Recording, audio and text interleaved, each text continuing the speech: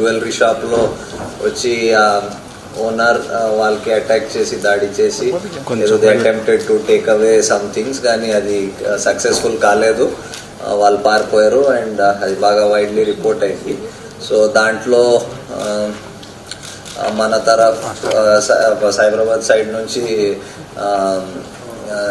Medchal police, CCS and SOT కలిసి multiple teams చేసి yesterday evening kala they had apprehended 2 of the offenders. Apprehend chesi valki further interrogation and investigation chesi valki remand chestaru. So dintlo 3 members were involved and one of them వాడు help చేశాడు వాళ్ళకి to get the వెహికల్లో తీసుకురావడం and అక్కడ observe చేయడానికి.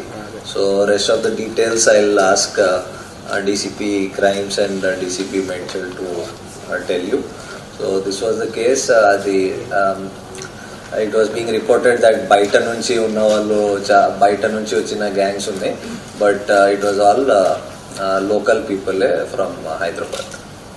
వాళ్ళందరూ alert కావడం, అతను కూడా చోర్ అని ఆ ఓనర్ మొత్తుకోవడం తోటి అలర్ట్ అయ్యేసరికి వీళ్ళు కూడా పారిపోవడం జరిగింది.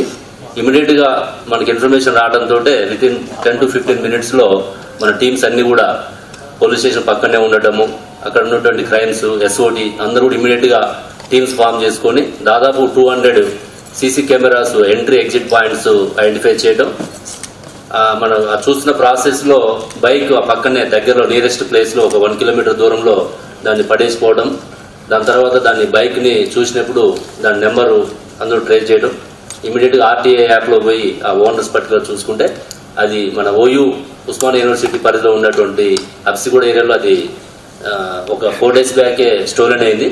ఇమీడియట్ గా ఆ ఓనర్స్ ని కన్సల్ట్ చేసి అక్కడి నుంచి కూడా మనం CC ఫుటేజ్ కలెక్ట్ చేసి దాని రూట్ అంతా కూడా OUPS నుంచి అప్ టు చాదర్ఘడ్, మీర్ చౌక్, చార్మినార్ వరకు కూడా దాదాపు అన్ని టీమ్స్ ఫాలోఅప్ చేసి అక్కడ రీసెంట్ గా వీళ్ళు చాదర్ఘడ్ లో అయినటువంటి రాబరీలో కూడా ఇన్వాల్వ్ కావడము, అప్పటికే మన వాళ్ళందరూ కూడా జైల్ రిలీజ్ పర్సన్ తీసుకోవడము, వాళ్ళ యొక్క ఇంటరాగేషన్ రిపోర్ట్స్ స్టడీ చేయడము, ఎక్కడైతే CC ఫుటేజ్ క్లారిటీ వచ్చిందో అక్కడ ఈ పర్సన్ చాదర్ఘడ్ లో ఇన్వాల్వ్ అయిన పర్సన్ ఐడెంటిఫై చేసుకొని ఇమీడియట్ గా IR లో ఉన్న నెంబర్స్ ఆధారంగా మనం A1 ని అజీజ్ కొటాడియా అని మనం ఐడెంటిఫై చేసి పట్టుకోవడం జరిగింది ఫస్ట్ ఇనిషియల్ గా. తర్వాత సెకండ్ పర్సన్ సోహెల్ ని పట్టుకోవడం జరిగింది. ఈ సోహెల్, నజీమ్ ఇద్దరు కూడా జైల్లో వాళ్ళు పరిచయం అయ్యారు.